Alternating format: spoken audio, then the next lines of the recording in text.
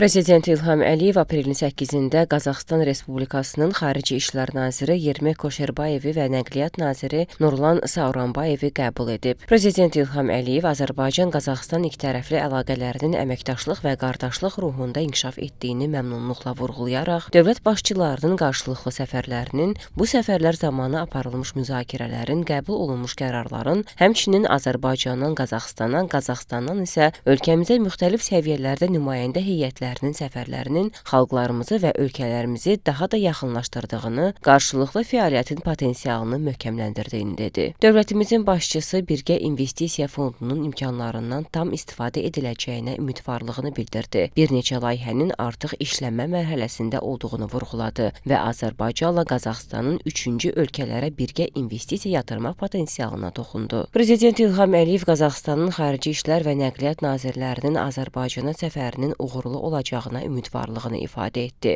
Qəbula görə minnətdarlığını bildirən Qazaxıstanın Xarici İşlər Naziri dövlətimizin başçısı ilə görüşdən şərəf hissi duyduqlarını dedi.